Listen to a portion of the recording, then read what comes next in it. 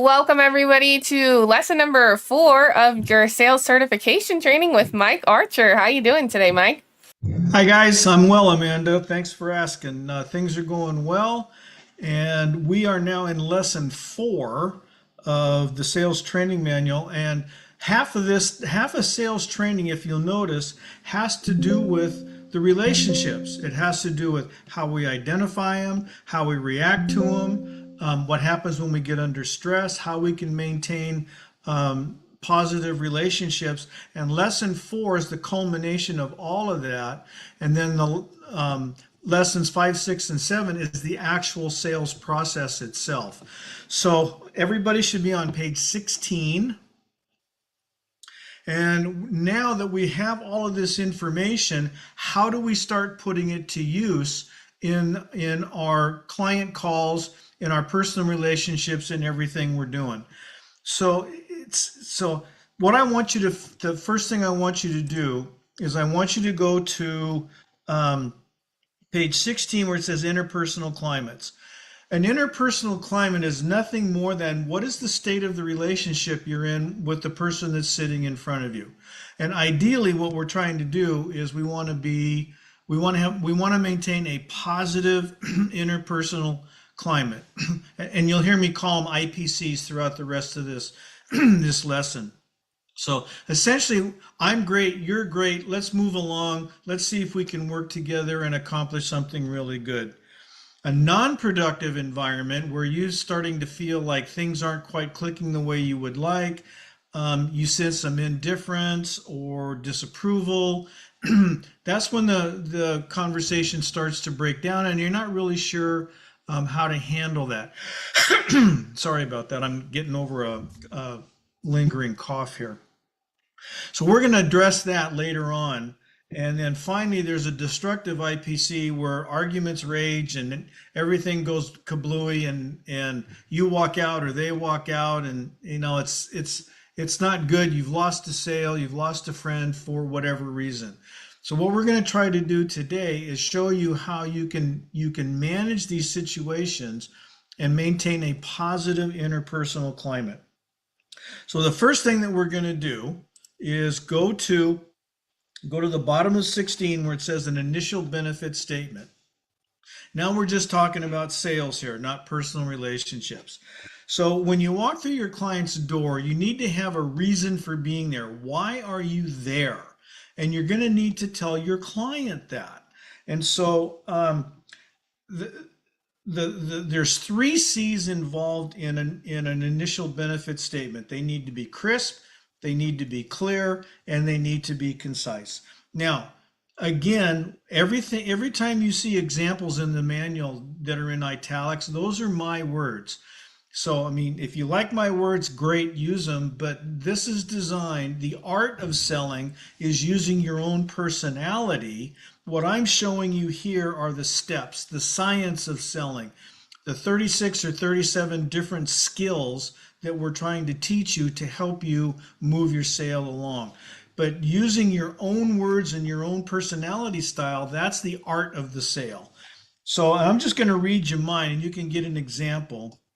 So, hi, I'm Mike Archer from Evolution, one of the key leaders in vacation travel. And I always put something in there that distinguishes us, Evolution or Archer Travel, from everybody else out there. And Archer and Evolution are key leaders in the travel industry. Would you have it? Now, this is for a cold call. Would you have a few minutes to talk to me about how we can serve your upcoming group travel needs by showing you how we can save you time, energy, and money? And that's it. That's for a cold call. Now, if you're on an appointment, that's a little bit different. So, hi, I'm Mike Archer from Evolution. As we discussed, I'm here to talk to you about how we can serve your upcoming group travel needs by showing you how we can save you time, energy, and money. And then what I didn't put down here is I should have put a statement in there about time. You always want to enter a time statement, and we're going to get into that a little bit later in the selling and the setting the agenda model. But for right now, if you want to make a note in your manual, just make a note What I would end that was, it's going to take about 15 or 20 minutes. Do you have that time? Just confirming with them that they do have the time to talk to you so that you can get your needs, I mean, their needs, you can get everything going so that you can start the selling process. Okay. Now, your homework. I got homework for you. I want you to pause. Don't pause here, but what I want you to do is I want you to write out an initial benefit statement for a cold call and for an appointment call.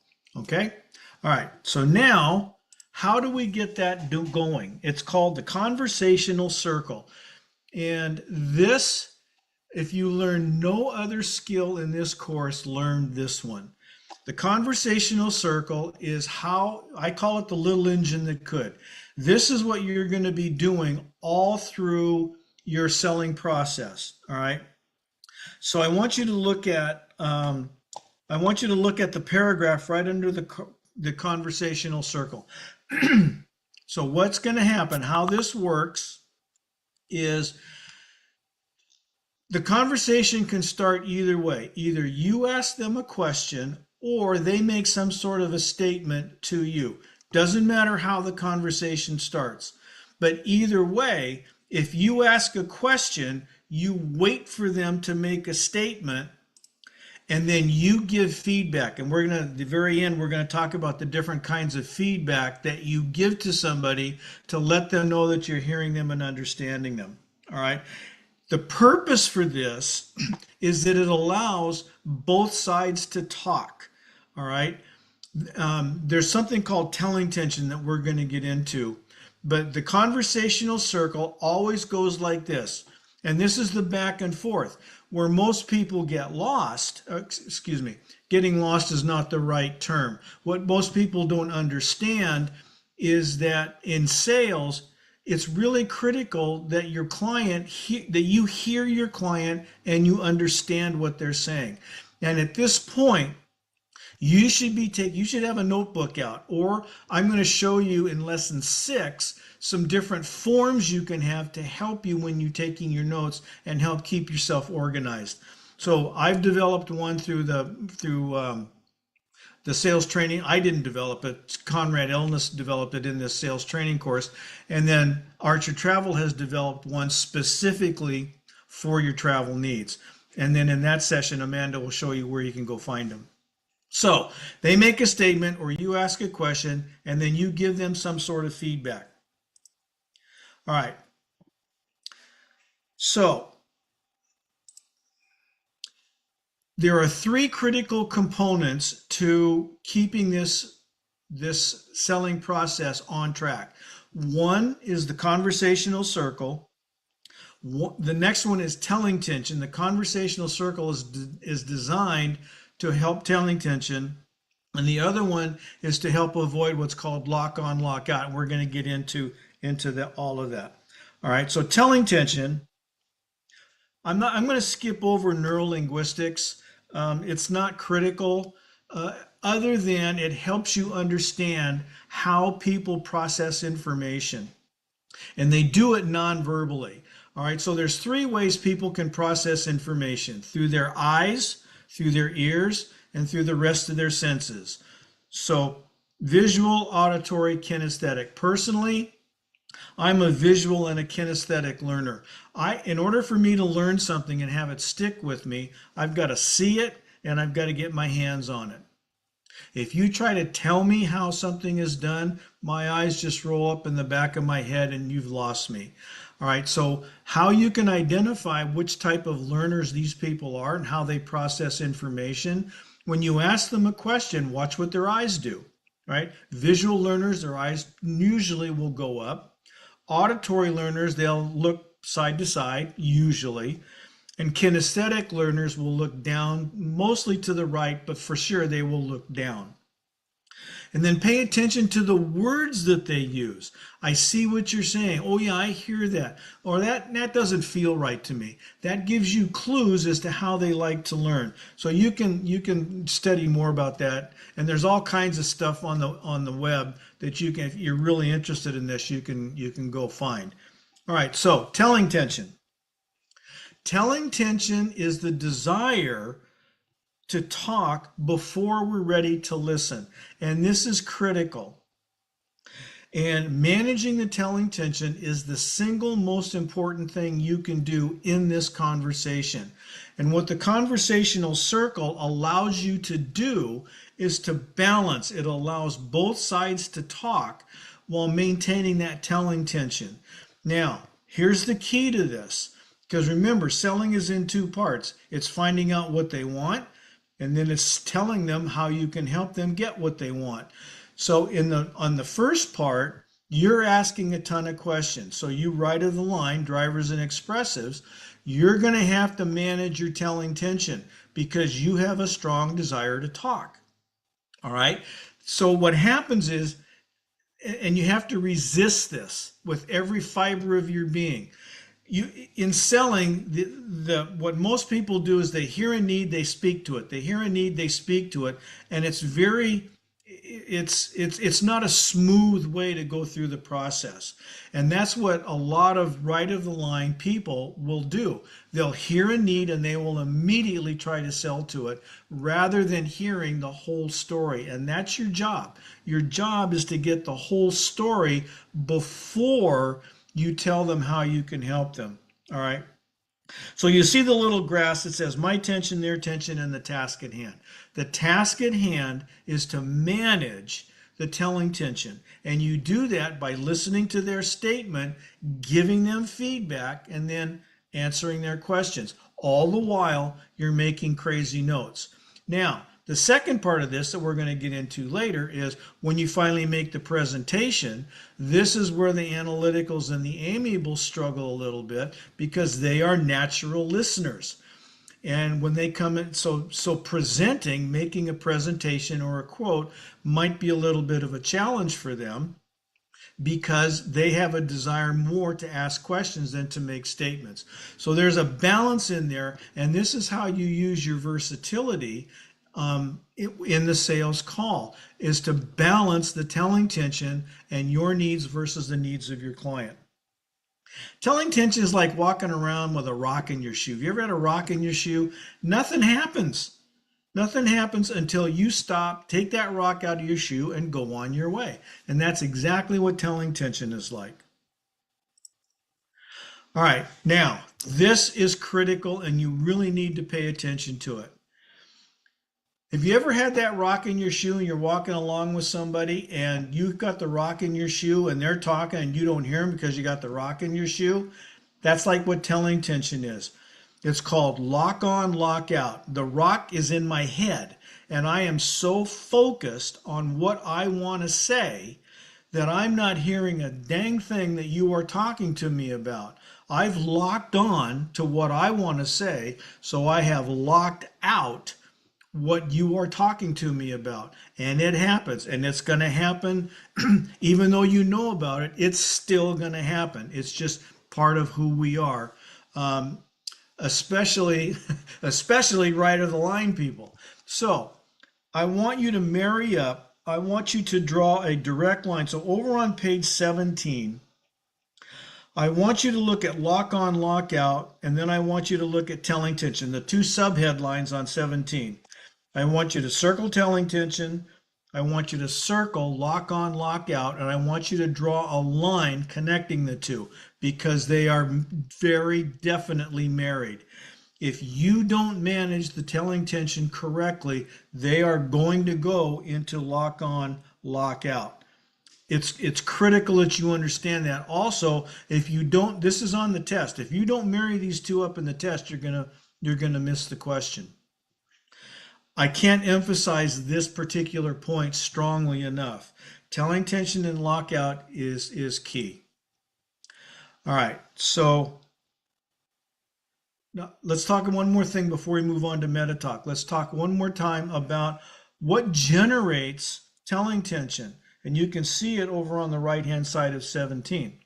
Anger generates telling tension, defensiveness, enthusiasm, especially if you're in your presentation and they get enthusiastic about what you're telling them, they're going to go nuts and they're going to want to talk about how they can do that, how they're going to use everything you're telling them, and that's where the conversational circle comes in. Wow, I can see you're really getting excited about this. Tell me more. Tell me how you're going to use all of this good stuff on your trip. So they've made a statement, you give them feedback. Wow, this is cool. Tell me more how you're going to do it. That's the conversational circle. This is it's like I tell you, this is not rocket science or brain surgery. This is just simple common sense on how to move conversations along. And these are the tools that we're giving you in order for you to be able to do that. All right, and then silence. Silence is a big one, especially with amiables, because remember they are relationship-oriented people. If they go silent, there's something going on that they've got to get off their chest. And remember, I told you a couple of weeks ago, amiables are the hardest to read when they go under stress because they internalize everything. Silence is one of the ways that they do that. So pay attention to that. Okay, so move over to page 18. Meta talk is nothing more. Meta is just Latin for behind. So this is behind the talk, and we've all heard it. And you can read these. I'm going to go through a couple of them just to illustrate the point. And there's a couple you really need to pay attention to. The first one is called the verbal erasers, the second paragraph on 18. And we've all done it. We've all had it done to us. I really understand what you're saying, but, so what have I just done there? The word but and the word however are, I understand what you're saying, however, I just erased everything I said. The real message comes after the but or the however. They don't agree with you at all. They don't understand at all. What the important message is comes after the but or the however. That's what you need to pay attention to, and it's going to happen a lot. So just be aware of it, be ready for it. I call them blips in the conversation. All right, that's the biggest one. You can read about these other ones. The feigned casualness, pleaders indicate. Pleaders is, well, I'll do the best I can. Is that what you want to hear from your heart surgeon? Well, I'll try my best. This is the classic for you Star Wars people. This is the classic Yoda statement to Luke. Do or do not. There is no try. And by the way, it's okay. It's okay not to know something. When I first started in yearbooks, I knew how to sell stuff. I had no clue how to teach yearbooks. I didn't know anything about yearbooks. I didn't know how they went together. I didn't know what the production process was. And I got questions all the time in schools. And I said, you know what? I don't know how we do this, but I know the people that do. I will have an answer for you either by the end of today or by class period tomorrow. I started in '84, so this was before computers. And actually, it was before beepers. So I would come home and on my message machine, I'd have 10 or 15 messages that needed to be answered the next day with questions. So my mornings were spent talking to the plant, figuring out how to help all these people and getting back to them that day like I promised them I would. That's the key to a good salesperson. Do what you tell them you're going to do and do it right away. That's one of the keys they never teach you. Not getting back to people is the death knell of a salesperson. And you know what I'm talking about because you've had it happen to you. So do or do not. There is no try. If you don't know the answer, you know the people that do. Call Susie, call Jose, call your upline. These people have the answers that you need. As long as you tell your client, you'll get back to them as quickly as you can, certainly within 24 hours. Never let any question go unanswered for more than 24 hours, ever, period, in this lifetime. It's not in the manual, but just write it down someplace. Tape it to your mirror, tape it to your car, tape it to your forehead. I don't care. But you always, always, always get back to somebody within 24 hours. All right. The rest of this stuff you can, on the meta talk, you can read on your own. Now, in the middle of 18 in the right-hand column, here's the key to all of this. Always ask yourself two questions. What impact do I have on others? And how does my behavior affect them? If you keep those two questions in the back of your mind, you're gonna make some good money in the travel business. All right. So just pay attention to telling tension, lock on, lock out, backup behavior, and you use the conversational circle to bring all of this together. And remember, you do it positively. And if you sense the sales call is going south a little bit, it's key to be non-defensive. Because remember, they're not saying no to you personally. Amiables, you pay attention to this. They're not saying no to you personally. They're saying no because they don't agree with what you're telling them. So it's just a simple matter of finding out what it is they don't agree with and then resolving whatever that situation is. And that comes in lesson 7. Okay, so let's go to the next stuff. Feedback. So I told you in the conversational circle, we're going to give feedback, and that's what we're going to spend the bulk of the time on. So feedback, I want you to look at on page 18, right-hand side, the subheadline feedback. I want you to underline the very last sentence. It is up to us to understand and appropriately respond to their statements to let them know that we are listening and that we are understanding what they're telling us. That's what your notes are for. All right, and you're going to be constantly looking at your notes to reaffirm, this is what I think you're telling me. Is that correct? And all of that stuff, okay?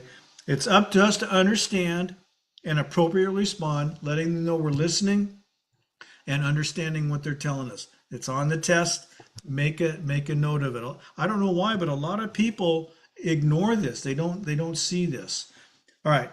And we're constantly giving feedback to each other, verbally, non-verbally, and here it non-verbally, clearing the throat, a shift in body posture, change in facial expression, a question that's really a statement, or more or less animation in the voice than usual, interrupting the conversation. These are all indications that their telling tensions are going up. You need to pay attention to that. All right. These right here, it's not on the test, but these are things that you need to pay attention to because they're all nonverbal clues of rising, increasing telling tension. And most of us do this naturally. We really don't pay attention to it. But in the selling process, everything matters. Everything. All right. So what are the types of feedback? All right. So we're over on 19. I'm going to go through the feedback summary. And I want you to go through everything on 19 goes in a little bit more detail about what that feedback is about. So we're going to go into the summary here. When the client makes a positive statement, moves toward your position, or says anything you agree with, you want to show approval. You want to support them. Wow, that's really cool. I'm glad that you and I are on the same page here. And then you just follow up with a question. All right. So the next one is is assurance. It also shows approval. And whenever they make a request, moves towards your position, or agrees that there is a need. So, like I told you in the sample before, when they make a request and I didn't have the answer to it, I said, you know what? Haven't got a clue, but I know who does, and I'm going to find out, and I'm going to get back to you right away. And then I follow up with, will that be okay? Now, on occasion, I had an advisor say, no, I need an answer right now because we're up on deadline, and I've got kids working tonight. I need to know this right now. And I go, okay, piece of cake. Let's call the plant. And so I said, where's your phone? I get on the phone, call the plant. And we would have a conversation, put her on speakerphone, where the editors and the advisor and I were all listening, and they would tell us what to do and how to do that. So you need to be adaptable. You need to be flexible. Sometimes they need answers right away. Again, you've got the support of your upline and especially the support of us at Archer Travel Service. So assurance shows approval. Acknowledgement. Now this is a tricky one. Acknowledgement is whenever they're moving away from something you don't agree with, they move away from your position or they object to your opinion or position, or they postpone a decision. Now, it's critical because what a lot of people will do when somebody is moving away from their position, they're natural, especially amiables, because they don't want to hurt anybody's feelings. They'll say, "Yeah, I agree, but," because that's what always happens. "I agree, but I've just verbally embraced I don't agree." And believe me, other people pick up on that. A better way to handle this is to say, "I understand your position." Um, I've got a couple in here. Oh, down at the bottom of 19, I've got some examples of acknowledgement. "I understand your position. I understand you have lots of questions. I certainly appreciate your opinion regarding." All right, I'm going to give you a hokey story that illustrates the point. I'm a new employee at Archer Travel Service, and I'm at my first day at work, and I'm in my morning break, and Ron comes in and he goes, "How's things going?" "Oh, they're great. I like working here." And he goes, "Hey, you know what? I just read Mad Magazine," and because that's Ron. And he says, they were talking about the moon being made of green cheese." And I said, "You know what, Ron? I think maybe you're right. I think maybe it is made of green cheese." And so he says, "Wow, Max, he's a cool guy. He agrees with me." Lunchtime comes in. I'm sitting there eating lunch. Reggie comes in and says, "Hey, Mike, how's it going?" I go, "Hey, Reggie, it's great. Thanks for hiring me. I love it." He says, I was reading Science Magazine and it tells me that the moon is made of rocks and hard stuff." I said, "You know what? I think you're right. I think it is made of rocks and hard stuff." Now, afternoon break. Ron and Reggie are now in the break room and they're talking about me. And Ron says, "Man, Mike, I think he's going to be a good employee. We were talking about the moon, and he agrees he agrees that the moon's made of green cheese."